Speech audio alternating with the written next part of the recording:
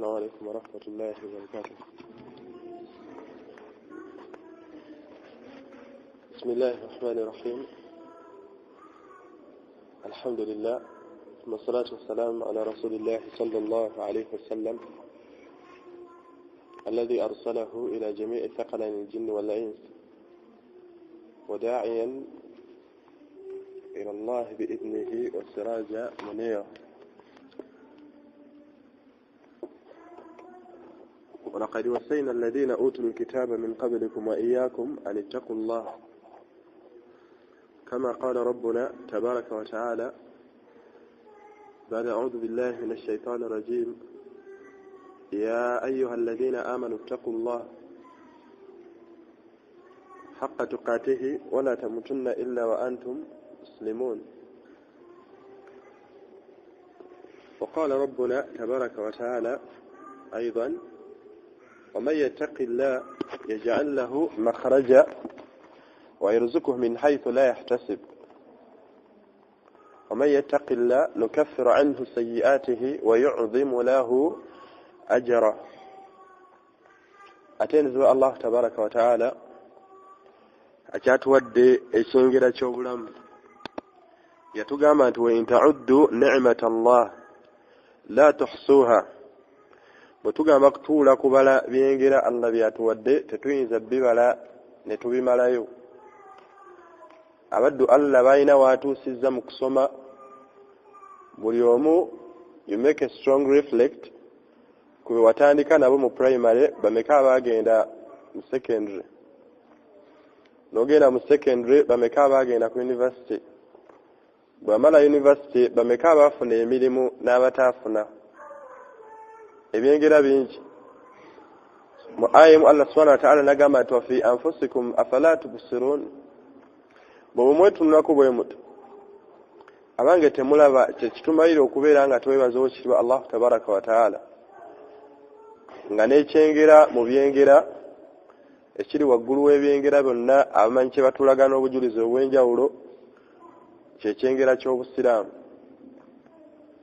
Abaddu bangi batwalibwanga abalina kye bamanyi basomye encyclopedia bavumbudde bino biri naye wallahi kyewuunyisa baganye okutegeera Allah tabaraka wa taala tebamumanyi. Abasawo basajjon babaaga omuntu na buli kiyungo n'akiteeka waayagala n'addamu n'akizzaamu naye n'amaliriza nga awakanya obumu wa Allah subhanahu wa taala. Allah naawe omuntu atatudde yadde P7 n'amuwa okumutegeera kyekyengera ekiri waggulu w'ebyengera byonna. Ebyengera byonna Allah byatuwa yagamba nti la'allakum tuslimun ayagala tubeere bagonvu gyali tubikozese mu bwennyini bw'obikozesa nga bw'atusuubira obikozesa. Allah takomye ku kyengera kya bulamu n'atuwa ekyengera ekirala eky'omwezi guno ogwa Ramadan ng'omwezi guno shahrul mubarak mwezi gwa mikisa gulimu ebibala bingi eri oyo omuntu atudde n'afumiitiriza ku gwo. Guno guyinza okuba nga gwe mwezi gwo ogusembayo okusiiba. Bameka be twasiiba nabo mu myaka giri egiwedde kitaawo oyinza okuba wamuziika tokyamulabako tali mu basiiba. Ettaka lyamulya dda omukyala ayinza okuba ye yagenda oba mwana kale abakadde tubayina buli omulowooza ku mikwano gyo. Bameka be tuziise wakati wa Ramadani eno ne Ramadani eziwedde. Nabwe kityo bubaka Allah bwatuwanze naawe buli omu abeere nga yeefaako okulongoosa byagenda nabyo mu maaso ga Allahu tabaraka wa ta'ala. Ennaku zitambudde zetusiiba naye ekigendererwa si bungi bwa nnaku zetusiibye. Ekigendererwa buli omu yeekoleka assessment osiibye naye emirimu gy'okoleddemu gifaanana gitya. Qur'ani gy'osomeddemu wakasomeramu kigero ki. Adikaali ba'da swala osoma kigero ki. Adikaali z'okumakya n'olweggulo n'emirimu emirala mingi. Abaddu tutwala omutawaana buli omu you take trouble ne weekolako assessment mu business yo baganda baffe aba accounts n'alaba nti wiiki eno nkendedde nnyo nnyingizza akakadde kamu kokka the prophet zokka ge magoba gokka genkoze ateeka much effort alina amaanyi ag'enjawulo g'ayongeramu okulaba nti ayongera mu kufuna mu businesses ze nabo kityo omuddu yenna omukkiriza omumanyi omukyala tugamba nti kaifa la yafrahu almu'min omuddu omukkiriza ayinza ati obutasanyuka omwezi gwa Ramadhaani guno nga guzze kuba mwezi gwa kusiga muddu kubeera nga afuna empeera oba oliawo ezigenda omuyamba ng'ayimiridde mu maaso ga Allah tabaraka wa taala bufunze leero hadithi gye tugenda okugenda nayo hadithi eva ku sahaba bamuyita Uqbat ibn Abi Amir radiyallahu anhu sahaba ono atugamba nti qala radiyallahu anhu qala agamba nti jaa Rasulullah sallallahu alayhi wasallam nti yajja omubaka Muhammad sallallahu alayhi wasallam yagamba nti wa nahnu fi suffa nga bali mu suffa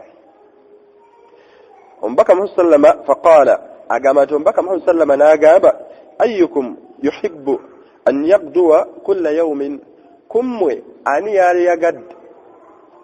yali yagadde mummwe okeera ku makya buli ku makya oba n'akeera buli ku makya n'agamba ila alhaqiqi haqiqi bagamba nti kaali katale omu ku butale bw'e Madiina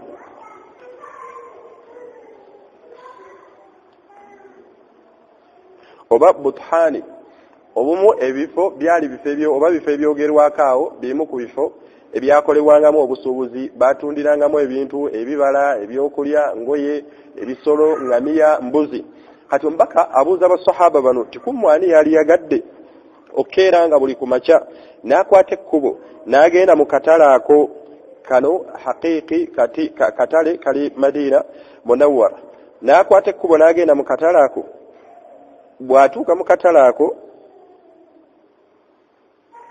fayati minhu mu katale ako n'afunamu binaqatayn n'agenda n'afunamu eŋŋamiya enkyala oba eŋŋamiya enkazi bbiri omumanyi omu nga tuyimiriddeko wano okwogera ku ŋŋamiya ebbiri ate nga nkyala amanyi batugirayo ebigambo bingi ti eŋŋamiya ng'olina ekisolo kyonna ekikyala oba okisuubira okuvaamu ebisolo ebirala oba n'embuzi ogisuubira okukuzaalira wano nabbi mithal example gye yatuwa ya ŋŋamiya ng'eŋŋamiya eyo enkyala obanga ŋŋamiya nkazi n'ayongera ne ku ezimu ku bitendo byazo nagamba nti nga nsava bulungi ng'erabika bulungi enyiira bulungi basahaba ne beewuunya nga balabira ddala teriyo muntu atayinza kwegomba kintu kifaanana bwe kityo ate nabbi n'ayongerako nagamba nti fi ghairi biithmin omuntu ono ng'okufuna kwafunye eŋŋamiya zino nga talina muntu yenna gwanakuwazza talina muntu yenna gwanyiriza amakulu nga tabbye enzibe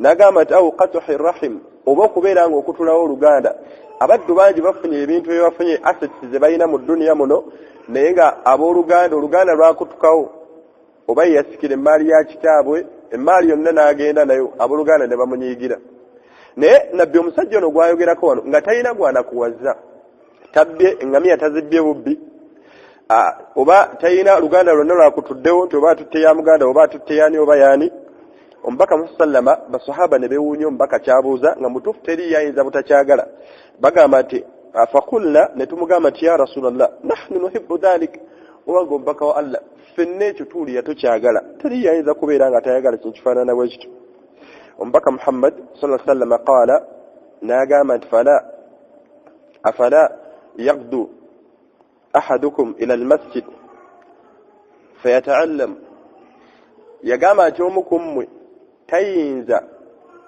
oba omukummwe buli wakwata ekkubo oba omukummwe kale tugaye tayinza kukwata kkubo n'agenda ku masjid eyo gy'alaze n'agamba nti faya'lamu n'abeera ng'ayiga oba au yaqra'u ayatayn n'abeera ng'ayigayo aya bbiri oba n'abeera ng'asomayo aya bbiri omubaka sallama yagamba nti ekyo ekikola omuntu ono ky'abeera akoze ng'asome aya bbiri min kitaabillahi azza wa jalla yagamba nti khairun lahu min naqatayn kisinga omusajja ono gwe boogeddeko oba nabbi gwayogerako akutte ekkubo n'agenda mu katale n'aweebwa nga taguze wabula n'afuna eŋŋamiya zino nga zirabika bulungi nga zinyira bulungi. Nabbi okuleeta misale y'eŋŋamiya tuyinza okuzzaayo obwongo bwaffe ne tubuzzaayo ku aya Allah subhanahu wa ta'ala agamba nti afala yanzuruna ila al-ibili kayfa khuliqat. Ebimu ku bisolo Allah subhanahu wa ta'ala abayogerako ebisinga okubeera eby'ebbeeyi era eby'omuwendo ebyewuunyisa. Ayogera ku ŋŋamiya. Omusajja omu yali ayirawo obujulizi ku mbeera z'eŋŋamiya yagamba nti eŋŋamiya yeewuunyisa.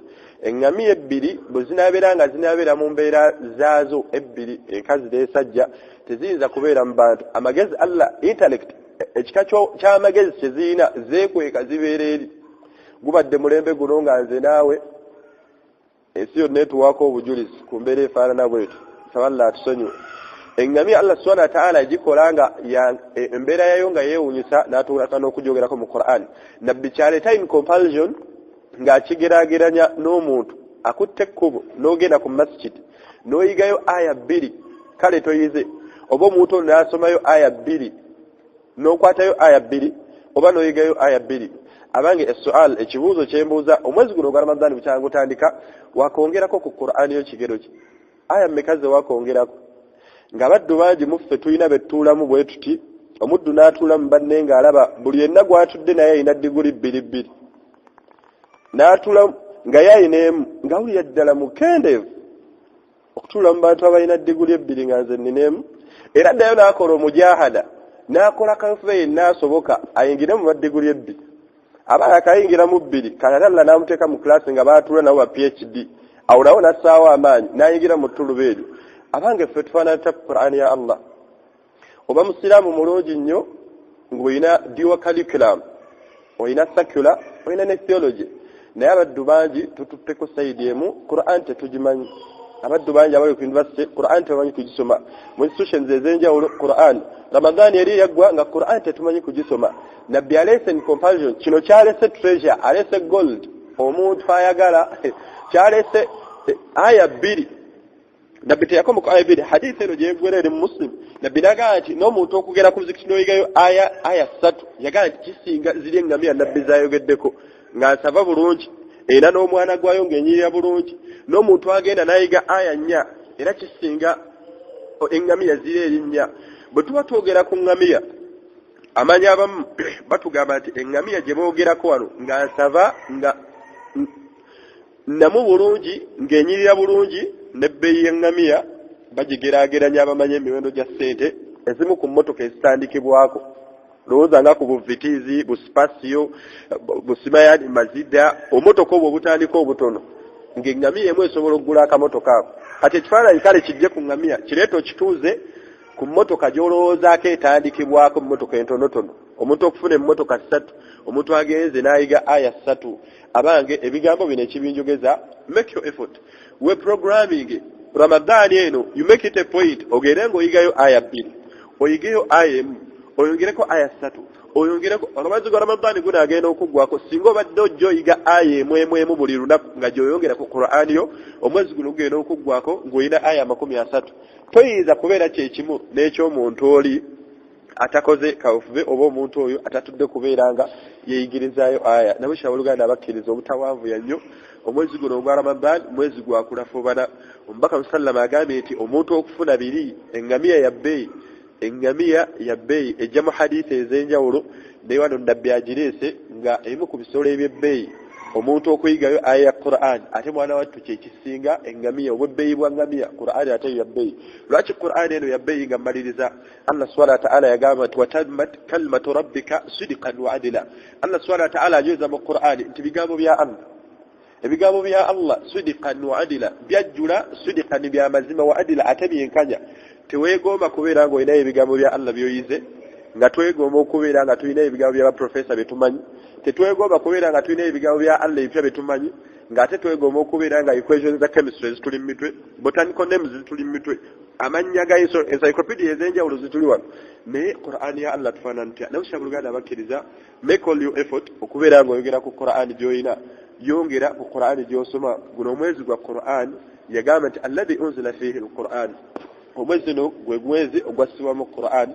Tubeere nga twongeramu amaanyi mu Qur'ani yaffe, tutuule wali abawalimu wejjesa yasaruna, tuule wali omuwalimu yasaruna gye weddakiika 3 dakiika 2 tulaba nti bugenda kubeera buswavu. okubeera nga tulina ebitiibwa by'edduniya bino omuddo okudda mu maaso ga Allah nga tomanyi Qur'an ate ng'oli wa wansi kuba Allah subhanahu wa ta'ala yagamba nti omuddu yenna anaafa nga tamanyi kusoma Qur'an wa nahshuruhu yawma al-qiyamati a'ma agenda muzuukiza ku qiyama nga muzibe nga talaba oza tugenda kujja nga tufaanana tutya سبحانك اللهم وبحمدك نشهد أن لا إله إلا أنت نستغفرك ونتوب إليك السلام عليكم ورحمة الله وبركاته